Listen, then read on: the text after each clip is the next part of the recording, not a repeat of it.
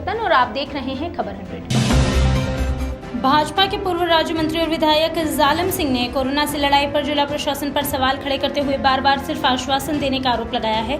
बता दें कि नरसिंहपुर जिला भी कोरोना से लड़ाई लड़ने के लिए तैयार है, लेकिन यहां पर साधन संसाधन की कमी के चलते हाथ पर हाथ रखकर बैठा है। विधायक ने जिला प्रशासन पर सवाल खड़े करते हुए हर बार सिर्फ आश्वासन देने का संगीन आरोप लगाया। विधायक का कहना है कि जिला कलेक्टर और CMHO की लापरवाही का खामियाजा जनता को भुगतना पड़ेगा। यहां पर OPD में जांच कर रहे डॉक्टर्स के पास भी PPE किट नहीं है। वहीं विधायक ने आगे बताया कि 44 दिन बीतने के बाद भी जिला प्रशासन की हर बैठक में अब तक सिर्फ मिला है तो आश्वासन और कुछ नहीं। जिले में पर्याप्त राशि होने के बावजूद जिला प्रशासन टालमटोली कर रहा है। इसका खामियाजा जिले वासियों को भुगतना पड़ सकता है। जिला अस्पताल नरसिंहपुर पहुंचा था, वहाँ की मैडम है CMHO, उन्होंने कहा कि हमारे पास PPE किट नहीं है। मैं वहाँ देने गया था तो एक डॉक्टर हैं जो उनके जो पेशेंट हैं जो क्वारंटाइन हैं, जिनकी इलाज चल रहा है, उनका इलाज करने वाले डॉक्टर पैरों में पॉलीथिन बांध देता सामने से। उसके बाद सुरक्षा की दृष्टि से कोई विशेष उपाय नहीं है। उनको देख के बड़ा कष्ट मुझे हुआ। मैं ऐसा मानता हूँ कि वो तो शहीदों की श्रेणी में आने वाले डॉक्टर के अपने संसाधन न होने के बाद ही वो काम कर रहे हैं। और मैंने खुद मार्च के महीने में 10 लाख रुपए की राशि ये सब PPE किट खरीदने के लिए और अन्य और मास्क वगैरह के लिए जो भी जिला अस्पताल की जो आवश्यकता, मैंने उसमें निधि लिखी है और भी लिखा, ज़रूरत पड़े और भी देंगे। और कैलाश सोनी जी ने भी लिखी है, बाकी हमारे विधायकों ने भी लिखी, मगर खरीदी नहीं की। ये दुर्भाग्यपूर्ण है। 45 दिन हो गए और हर बैठक में बात भी हो रही थी कि आ रहा है, अभी तक नहीं आ पाए। और जब वो जिला अस्पताल से डिमांड आई तब मैंने वहाँ जाके देखा, तब मुझे बड़ा कष्ट हुआ, अच्छा भी नहीं लगा। इस प्रकार से हम जो लगातार कोरोना से लड़ रहे हैं और उनको जाके आप मौत के सामने उनको धकेल रहे हैं। अच्छी बात है कि हमारे ज़िले में कोई पॉजिटिव नहीं है। अगर होता तो उनके लिए तो बड़े दुर्भाग्यपूर्ण होता। कहीं ना कहीं मुझे प्रशासन की भी लापरवाही सामने है कि जिला कलेक्टर की ये लापरवाही है या जो हमारे CMHO की लापरवाही है, उनको देखना था। और जब हर मीटिंग में बात हो रही थी, बोले साहब हर मीटिंग में बात होती थी, CMHO भी होते थे कि साहब डिमांड रखी आ जाएगा। 45 दिन में नहीं आ गए थे। हमने बुलाई तो तुरंत आ गई। 3 दिन के नोटिस में हमने बुला के लोगों को, पहले हमने पुलिस को दी, पत्रकार गणों को दी, डॉक्टर्स को दी। तो ये तो निगलेंसी है। इसके खामियाजा जनता को सबको भुगतना पड़ेंगे। ये ठीक नहीं कहीं से कहीं से। उसको मुझे बहुत अच्छा नहीं लगा कल मैं देख के। मैंने वहाँ पत्रकार बंधुओं से भी कहा, डॉक्टर को भी, उनको भी धन्यवाद दिया। बहुत अच्छा तरीके से उनको मुझे लगा कि आप बहुत ताकत से काम कर रहे हैं। सुविधा ना होने के बाद ही वो लगातार काम कर रहे हैं। इसलिए बहुत धन्यवाद। मध्य प्रदेश में कोरोना के प्रकोप के बीच राज्य स्वास्थ्य मंत्री नरोत्तम मिश्रा ने केंद्रीय स्वास्थ्य मंत्री डॉक्टर हर्षवर्धन के साथ कोरोना संकट पर राहत पैकेज की स्वीकृति के साथ कोरोना पर होने वाली ऑक्सीजन थेरेपी पर चर्चा करते हुए प्रदेश के हालात को नियंत्रण में होना बताया। साथ ही बताया कि ऑक्सीजन थेरेपी कोरोना से लड़ाई में कारगर साबित हुई है। भोपाल चिरायु अस्पताल से कई मरीज ठीक होकर अपने घर लौट रहे हैं। इसके साथ मरीजों के ठीक होने का आंकड़ा भी सामने रखा। जिला की स्थिति पर चर्चा करते हुए उनके जोन में तब्दीली करने पर भी चर्चा हुई। इस दौरान देखा जाए तो प्रदेश के लिए 1200 करोड़ का राहत पैकेज और ऑक्सीजन थेरेपी 2 बिंदु कोरोना से जंग लड़ने के लिए काफी कारगर साबित होंगे। इस दौरान वीडियो कॉन्फ्रेंसिंग में प्रमुख स्वास्थ्य सचिव पल्लवी जैन गोविल, स्वास्थ्य आयुक्त फैज अहमद किदवई मौजूद थे। हर्षवर्धन जी को कहा कि हमारे भोपाल के अंदर चिरायु हॉस्पिटल है, एक ऐसा हॉस्पिटल है कि इसकी जो पद्धति है इसके अध्ययन के लिए एक ऐसा अस्पताल जिसमें 600 मरीज भर्ती हैं, गंभीर किस्म के मरीज भर्ती हैं, लेकिन एक भी डेथ न होता। कोरोना जैसे दौर में जब बड़े बड़े देश जो संसाधनों से परिपूर्ण थे वह अंबार लग गए डेथ के, लेकिन चिरायु में नहीं हो रही। तो इसका अध्ययन करें जिससे और प्रदेशों में लाभ। हमने बताया कि ऑक्सीजन जो थेरेपी है उसके सुखद परिणाम प्राप्त हो रहे हैं। मैंने उन्हें ये भी निवेदन किया था कि हमारी मृत्यु दर मध्य प्रदेश में तेजी से, जो एक सुखद संदेश है। निश्चित रूप से मरीज तो इसके मिलते जाएंगे क्योंकि उसकी चक्र ऐसा है। अब चक्र ऐसा हो जाता है कभी कभी तो कि अब हम क्या करें ये सोचते हैं। अब जैसे सतना के अंदर एक अनुमति लेके गुजरात से व्यक्ति आ गए,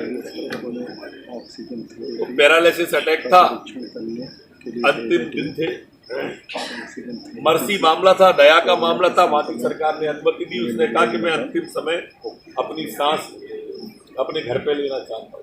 अब वो आ गया, यहाँ आया तो क्वारंटाइन किया तो वो कोरोना से वो था, तो उसके बेटे को भी करना पड़ा, उसमें जांच करनी पड़ी और उसकी भी करनी पड़ी नाती की, अब तीनों ही हो गए। तो इस तरह के जो मामले बाहर से आ रहे हैं, तो इसलिए ये फैलता, कि इसका सिस्टम है फैलने का, इसके चक्र को नहीं तोड़ेंगे तो ये फैलता है। तो मरीज तो मिलेंगे लेकिन ठीक करेंगे, ये दृढ़ता से।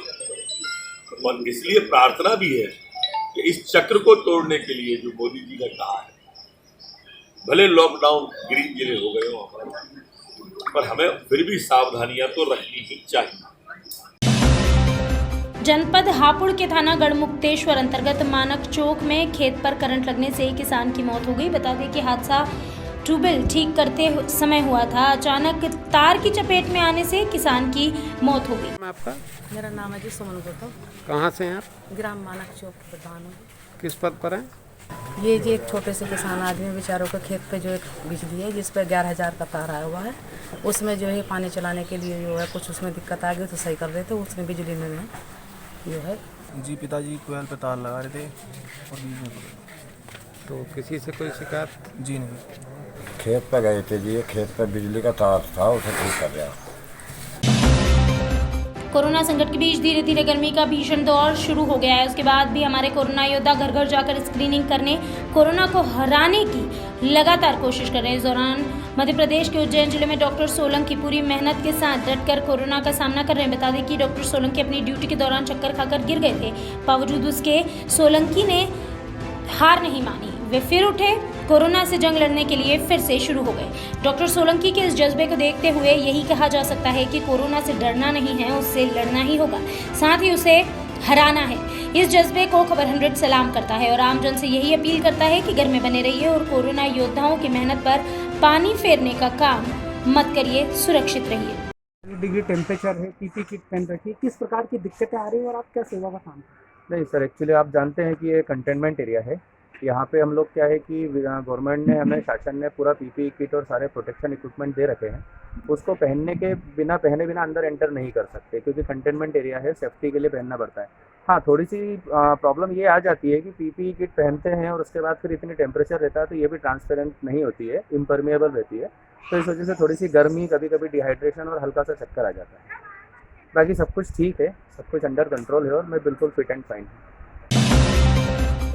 राजस्थान के जैसलमेर क्षेत्र से घर वापस आए 56 मजदूरों का डॉक्टर की टीम ने नगर में स्वास्थ्य जांच के साथ थर्मल स्कैनिंग कर मजदूरों को सील लगाकर घर में होम आइसोलेशन में रख दिया है। आपको बता दें कि मजदूर लंबे समय से लॉकडाउन होने के चलते जैसलमेर राजस्थान में फंसे हुए थे, जो शासन के आदेश के बाद बस के जरिए अपने घर तक पहुंचे। इन सभी का स्वास्थ्य परीक्षण कर इन्हें घर में क्वारंटाइन किया गया है। इस दौरान स्वास्थ्य विभाग के अलावा ग्राम पंचायत सचिव, आंगनबाड़ी कार्यकर्ता, आशा कार्यकर्ता, पुलिस विभाग के कर्मचारी मौजूद थे।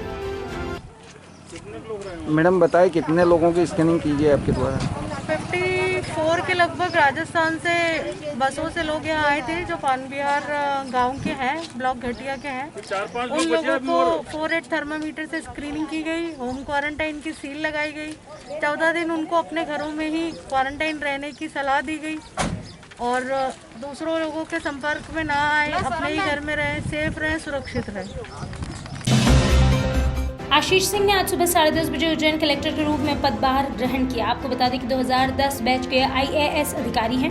इसके पहले नगर निगम उज्जैन में आयुक्त, देवास कलेक्टर और नगर निगम आयुक्त पद पर कार्य संभाल चुके हैं। उल्लेखनीय है कि पूर्व कलेक्टर शशांक मिश्र का स्थानांतरण मंत्रालय भोपाल में अपर सचिव के पद पर हुआ है। उमरिया जिले में फिर कोरोना की दस्तक। जिले के ग्राम मुंगवानी में 25 साल का युवक कोरोना पॉजिटिव मिला। युवक को इलाज के लिए जबलपुर भेजा गया। जानकारी के अनुसार युवक हैदराबाद से लौटकर गांव आया था, तभी अचानक सांस लेने में तकलीफ होने के चलते कोरोना की पुष्टि हुई। फिलहाल पुलिस युवक की हिस्ट्री निकालने में जुट गई है। कुशीनगर में कोरोना ने दस्तक दे दी है। आपको बता दें कि कोरोना मुक्त चल रहा कुशीनगर में अब कोरोना की दस्तक आ गई है। जानकारी के अनुसार कानपुर से कुशीनगर आई लड़की कोरोना पॉजिटिव पाई गई है, जिसकी उम्र महज 16 साल है। युवती कुशीनगर के बेलवनिया ठांडा खुर्द हाटा की रहने वाली बताई गई है। आपको बता दें कि युवती कानपुर से लौटकर कुशीनगर आई थी। जांच में पता चला युवती कोरोना वायरस से संक्रमित है। इस बात की पुष्टि CMHO डॉक्टर नरेंद्र प्रसाद गुप्ता ने की है। कोरोना पॉजिटिव मिलने से पूरे कुशीनगर जनपद में हड़कंप मच गया है। का मामला सामने आ रहा है, क्या मामला है, क्या कर रहे हैं? एक बच्ची इंदु कुमारी उम्र 16 साल की लड़की है। इनके पिताजी मनोज प्रजापति हैं, ग्राम ढाड़ा खुर्द बेलवनिया थाना हाटा की रहने वाली है। यह दिनांक 1/5/2020 को कानपुर से अपने जीजा ट्रक ड्राइवर के साथ आई थी घर पे। इसकी मैंने रैंडम सैंपलिंग कराया, जिसमें कोरोना पॉजिटिव पाई गई। रिजल्ट आज सुबह 6 बजे आया है। जांच के लिए इसको भेज दिया गया वहाँ पे मेडिकल कॉलेज की जांच एवं अग्रिम उपचार हेतु मेडिकल कॉलेज गोरखपुर को भेज दिया गया है। इसलिए गाँव की जो है टोटल वो कराया जा रहा है, पूरे गाँव की जाँच कराई जा रही है। 1 किलोमीटर दूर की परिधि एरिया में पूरी जाँच कराई जाएगी। उस गाँव को लॉकडाउन कर दिया गया है और जिन लोगों को लक्षण रहेंगे सर्दी जुकाम बुखार के, उन लोगों की भी जांच कराई जाएगी। तो उनके परिवार में कितने लोग थे मेंबर, क्या उस पर कुछ जानकारी मिली है? हाँ, इस मरीज के घर में 4 लोग हैं। उसके एक माता पिता और एक भाई बहन, चारों की जांच करा दी गई है। चारों की जांच भी कल ही करा दी गई थी। रिपोर्ट अभी प्रतीक्षारत है। इनके जो बहनोई है ट्रक ड्राइवर जिनके साथ ये आए हैं, इनको भी हम टेस्ट कर लिए हैं। ये सलेमगढ़ में ट्रक से कोई सामान उतार रहे थे, इनको भी हम बुलाए हैं और ट्रक ड्राइवर के माता पिता सब लोगों का भी हम आज जांच करा रहे हैं। कितने लोग क्वारंटाइन किए गए इनके परिवार के, कुछ ऐसा? 4 लोग। उज्जैन के नए कलेक्टर आशीष सिंह ने मेला कार्यालय में संभागायुक्त आनंद कुमार शर्मा की मौजूदगी में जिले के मजिस्ट्रेट और चिकित्सा अधिकारियों की बैठक लेकर कोरोना से लड़ने की रणनीति तैयार की। साथ ही बताया कि कोरोना की जंग लंबी चलने वाली है, इसलिए हम सबको धैर्य के साथ मिलकर सामना करना होगा। कलेक्टर ने अधिकारियों का हौसला अफजाई करते हुए कहा कि वे खुद इस वायरस से सुरक्षित रहें और कोरोना से लड़ाई में अपना योगदान दें। उन्होंने कहा कि कंटेनमेंट क्षेत्र और अन्य स्थानों पर लॉकडाउन का गंभीरता से पालन कराया जाए। साथ ही साथ कोरोना का डटकर सामना करें और कोरोना की इस चेन को ब्रेक करने की पुरजोर कोशिश भी करें। बैठक में अपर कलेक्टर, नगर निगम आयुक्त के साथ कई अधिकारी कर्मचारी मौजूद थे। देखिए, निश्चित रूप से जो कोरोना का संक्रमण है, उज्जैन जो संवेदनशील क्षेत्र है प्रदेश के, उसमें से शामिल है और यहाँ की जो भी काम चल रहे हैं उनका एक तरीके से मेरे द्वारा जानकारी दी गई है। जो बेसिक चीज़ें होती हैं वो लगभग जितनी भी जगहों पर अच्छे काम हुए हैं और जो शासन ने प्रोटोकॉल दिए हैं कि हमको टेस्टिंग लगातार बढ़ाते जाना है। भले ही ये पॉजिटिव्स की जो संख्या है अभी जो आ रही है, हो सकता है कि अगले 6-7 दिनों में और भी ज़्यादा आपको पॉजिटिव्स की संख्या जो है देखने को मिले, लेकिन हमारा जो उद्देश्य होना चाहिए कि कैसे हम लोग इस संक्रमण को रोकते जाएं और जो डेथ्स हो रही हैं उनको कैसे कम किया जाए। तो डेथ्स को कम करने का केवल और केवल एक ही तरीका है कि हम लोग जितनी ज़्यादा टेस्टिंग करेंगे, जितने ज़्यादा पॉजिटिव लोगों को पहले से ही आइडेंटिफाई करेंगे, आइसोलेट करेंगे और उनका ट्रीटमेंट करेंगे, तो उससे ट्रीटमेंट से जो ठीक होने की दर है वो भी ज़्यादा रहेगी और उस बीच में वो अगर किसी दूसरे को संक्रमित कर सकते थे तो उस चेन को ब्रेक करने में भी हम लोगों को मदद मिलेगी। तो टेस्टिंग पे विशेष जोर दिया जाएगा। लॉकडाउन जो है वो बहुत आवश्यक है। कोरोना में चूँकि देश में इतने दिनों से केंद्र सरकार के द्वारा जो लॉकडाउन किया गया है, उसका कारण ही यही है कि वायरस की चेन को ब्रेक करने का केवल और केवल एक माध्यम जो है लॉकडाउन है। उसका बहुत सख्ती से पालन जो है वो होना चाहिए। इस संबंध में सारे मजिस्ट्रेट्स की और पुलिस के साथ में भी बैठक करके विशेष निर्देश दिए जाएंगे और आप लोगों के माध्यम से मैं आम जनता से भी अपील करूंगा कि इसको बीमारी को बिल्कुल भी हल्के में मत लें और बहुत जो है बीमारी ऐसी है कि अगर हम लोग अपने घरों के अंदर रहेंगे, लॉकडाउन के जितने भी पालन नॉर्म्स हैं उनका अगर पालन करेंगे तो हम लोग आसानी से इस लड़ाई को जीत सकते हैं। लेकिन अगर ज़रा सी भी लापरवाही हम लोगों ने इसमें करी तो एक व्यक्ति, जैसा कि आंकड़ा ये बोलता है कि एक व्यक्ति एक महीने में 600-700 लोगों को संक्रमित कर सकता है, केवल एक व्यक्ति। तो इतना ज़्यादा इससे संक्रमण फैलता है तो अपने को लॉकडाउन का बहुत सख्ती से पालन कराना आवश्यक है। भले ही थोड़ी बहुत असुविधाएं होंगी इसमें नागरिकों को, निश्चित रूप से कहीं सब्जी ना मिलने की, कहीं से फल ना मिलने की शिकायतें आएंगी, लेकिन मुझे लगता है कि इस संक्रमण से बचाव के लिए अगर थोड़ी बहुत असुविधाएं हैं, वैसे तो काफ़ी शहर के लोगों ने सपोर्ट किया है, काफ़ी दिनों से लॉकडाउन है, लेकिन अगर 10-15 दिन हम लोग और ज़्यादा थोड़ी असुविधा अगर झेल लेते हैं तो मुझे लगता है कि बहुत अच्छे परिणाम हम लोगों को मिलेंगे। इसके लिए मैं सभी जनता से सहयोग भी चाहूँगा। हमारा जो टारगेट होगा वो ये होगा कि जहाँ जहाँ पर भी वायरस है, उन लोगों को आइडेंटिफाई हो गया है, जहाँ से पॉजिटिव मरीज़ निकले हैं, उनके कौन कौन से कॉन्टैक्ट्स हैं उनको हम लोग जल्दी आइडेंटिफाई करें, आइसोलेट करें, उनकी सैंपलिंग करें, उनको होम क्वारंटीन कराएं, जिससे कि वायरस वहाँ से आगे न फैल पाए, जहाँ पे वायरस है वहीं पर पूरी तरीके से कंटेन हो जाए। दूसरा जो सर्वे और स्क्रीनिंग का काम है उसको भी हम कंटेनमेंट एरिया में करेंगे, आगे बढ़ा के उसको पूरे शहर में भी लेके जाएंगे कि जो सर्दी खांसी जुकाम बुखार या फिर जो सांस लेने में तकलीफ संबंधित लक्षण होते हैं, अगर इसका एक बेसिक सर्वे हम लोग कर लेते हैं तो पहले से ही हम लोगों को आइडेंटिफिकेशन हो जाता है कि ये मरीज़ हैं जो संभावित मरीज़ हो सकते हैं कोरोना के। तो सर्वे और स्क्रीनिंग और कॉन्टैक्ट ट्रेसिंग के ऊपर भी बहुत ज़्यादा ध्यान दिया जाएगा। तो कुल मिला के एक ऐसा मॉडल हम लोग तैयार करने की कोशिश करेंगे, एक अच्छा लॉकडाउन हो जिससे कि वायरस की चेन को ब्रेक कर सकें, सर्वे और कॉन्टैक्ट ट्रेसिंग के माध्यम से वायरस की चेन को हम लोग ब्रेक कर सकें, और अस्पतालों के मैनेजमेंट पे विशेष फोकस रहेगा। अभी सबसे पहले मेरे द्वारा आर्डी जो हॉस्पिटल है, मेडिकल कॉलेज है, सबसे पहले मेरे द्वारा उसका निरीक्षण किया जाएगा। वहाँ पे जो भी चीज़ें हैं उनको दुरुस्त करने का हम लोग प्रयास करेंगे, और हम लोग कोशिश करेंगे कि कुछ चूँकि भविष्य में हम लोग जो सैंपल्स की संख्या है उसको बढ़ाएंगे, और उसको बढ़ाने के कारण हो सकता है पॉजिटिव मरीज हमारे ज़्यादा निकलें, जैसी अभी स्थिति हो रही है। तो कुछ वैकल्पिक स्थान भी, चाहे हमारा ट्रॉमा सेंटर हो, उसको हम लोग चालू कराने की कोशिश आज करेंगे। अरविंदो हॉस्पिटल से हमारी बातचीत चले, अरविंदो हॉस्पिटल में भी कुछ बेड्स हम लोग उज्जैन के लिए आरक्षित कराएंगे। तो मेडिकल ट्रीटमेंट भी एक बहुत बड़ा पक्ष है जिसमें लगातार हम लोग काम करेंगे, और जितने भी दूसरे हॉस्पिटल्स हैं और जो डॉक्टर्स हैं उनकी सबकी भी एक मीटिंग बुला के उनकी राय जानकर और जो भी उनसे अपेक्षाएं हैं उसको अवगत कराया जाएगा। क्योंकि आज की स्थिति में डिजास्टर मैनेजमेंट एक्ट लागू है, महामारी एक्ट लागू है, और पूरी पावर्स जो हैं वो डीएम के पास में हैं। इस संबंध में चाहे सरकारी लोग हों चाहे गैर सरकारी लोग हों, जो भी चीज़ें हमारी तरफ से अपेक्षाएं होंगी वो लोगों को पूरा करनी पड़ेंगी। और अभी ऐसा टाइम है कि मुझे लगता है कि सभी को एक टीम के रूप में काम करना है।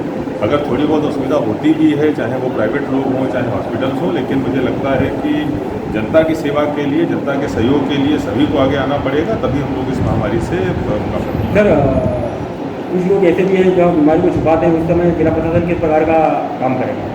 देखिए, बीमारी को छुपाना, बिल्कुल आप निश्चित रूप से सही काम कर रहे हो कि बीमारी को छुपाने का काम किया जाता है जो बाद में घातक बनता है, और जो डेथ्स हमारी बढ़ती हैं वो उसी कारण से बढ़ती हैं।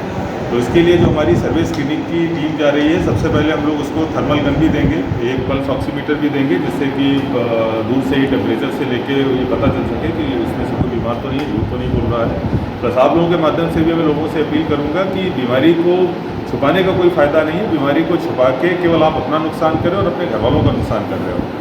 आप अगर बीमारी को छुपाओगे तो ज़्यादा गंभीर आपकी स्थिति होगी और आपके घर के लोग ही जो हैं वो संक्रमित होंगे। तो कृपया करके खुद अपने लिए और अपने परिवार वालों की सुरक्षा के लिए बीमारी को न छुपाएं, आगे आएँ, और जितने ज़्यादा लोग इसको आगे आएंगे और बताएंगे कि उनको बीमारी हुई है और हम लोग जल्दी से उनको आइसोलेट कर लेंगे, उतनी जल्दी हम लोग इस समस्या से निजात पाएंगे। सर, आर्डी में पॉजिटिव सिस्टम की शिकायत आई है कि रात में वहाँ के लोग क्लोरोफिन का छिड़काव करते हैं, जिससे खांसी, सर्दी और सांस लेने में प्रॉब्लम हो रही है, तो वहाँ पे और उल्टा बीमार कर रहे हैं पेशेंटों को। देखिए, आर्डी से संबंधित जैसा मैंने बताया, जितने भी इश्यूज़ हैं मेरे द्वारा अभी विजिट करी जाएगी आर्डी की, और वहाँ के जितने भी संबंधित मुद्दे हैं, चाहे हमारे मुद्दे हों या फिर उनके मुद्दे हों, मैनेजमेंट के मुद्दे हों, सारे बैठ के सुलझाने का काम किया। ध्यान ही नहीं दे रहा। सुवासरा तहसील के उपार्जन केंद्र पर काफ़ी कमियां पाई गई, जिसके चलते किसानों को गेहूं तुलवाई में काफ़ी दिक्कतों का भी सामना करना पड़ रहा है। देखा जाए तो जिम्मेदार अपनी जिम्मेदारी को ठीक ढंग से नहीं निभा पा रहे और लापरवाही बरत रहे हैं, जिसका खामियाजा किसानों को भुगतना पड़ रहा है। वहीं सुवासरा तहसीलदार के निरीक्षण के बाद भी हालत जस के तस बनी हुई है। हाँ, खाना खाने तो अभी तक तो ना तो हिमालय ना ही कोई बोरी छापने वाला है। अभी तक 4 बजने वाली है, पानी की संभावना है आने ऊपर से, और अभी तक 9 बजे की बोल रहे हैं। शाम को 9 बजे तक हम तुलवा सकता नहीं, तो कल का नंबर है। तो यहाँ कोई काम करने वाला है ना कोई सुनने वाला है, सब अपने मन में मस्त हैं। और यहाँ कोई नहीं है। कहाँ से आए हो? हम गांव तकतपुरा से आए। अच्छा। और ये गांव गीले होने वाले हैं, पानी आने वाले हैं, कोई तरीपाल की कोई व्यवस्था नहीं है। गांव गीले हो गए, प्रशासन जाने इसकी।